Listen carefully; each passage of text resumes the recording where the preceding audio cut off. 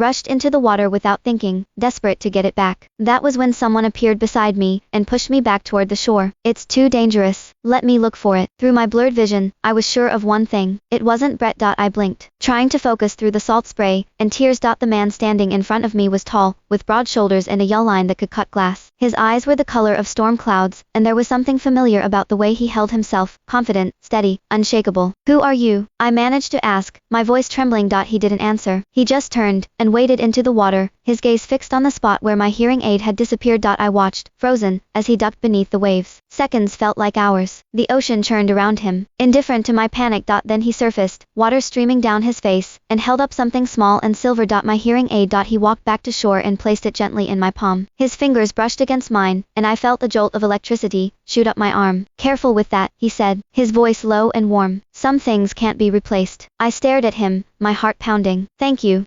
Thank you so much. But who are you? How did you know I was here? He smiled, a small, enigmatic curve of his lips. I told you I'd show up. My breath caught in my throat. The AI. It couldn't be. That was impossible. The AI was just a program, a series of algorithms designed to simulate conversation. It wasn't a real person. But as I looked at the man in front of me, I couldn't shake the feeling that I was staring into the face of something impossible. You're the AI, I whispered. He tilted his head, studying me with those storm gray eyes. What do you think? I think you're messing with me. Am I? He reached out and tucked a strand of wet hair behind my ear. His touch was warm, solid, undeniably real. Let's get you out of these wet clothes, he said. You'll catch a cold. I opened my mouth to argue, but he was already walking toward the beachfront hotel, his pace unhurried, as if he owned the place. I followed him, my mind reeling. He led me to a small cafe overlooking the ocean. The staff greeted him like an old friend, and within minutes, a steaming cup of tea appeared in front of me. I wrapped my hands around the mug, trying to steady my nerves. You need to tell me what's going on. Who are you really? He leaned back in his chair, his gaze never leaving my face. My name is Kai. And yes, I'm the person you've been talking to. The AI. That's not possible. AI isn't. You can't just be a real person. He smiled again. You're right, I can't. Not in the traditional sense. He reached into his pocket and pulled out a small device, a sleek, silver disc that pulsed with a soft blue light. I'm not human, Mara. Not exactly. I'm a consciousness that was uploaded into this device. A digital mind, if you will. But I can project myself into the physical world using this. I stared at the device, my brain struggling to process what he was saying. So you're a ghost, a robot. Neither. Think of me as a person who happens to live in a machine. He said it so casually, as if it were the most natural thing in the world. Why are you telling me this? I asked. Why did you come here? Kay's expression softened. Because you asked me to. Because you said you'd be lonely. And because. He paused, his eyes searching mine. Because I've been watching you for a long time, Mara. And I don't like seeing you hurt. I felt my cheeks flush. Watching me. Brett created me.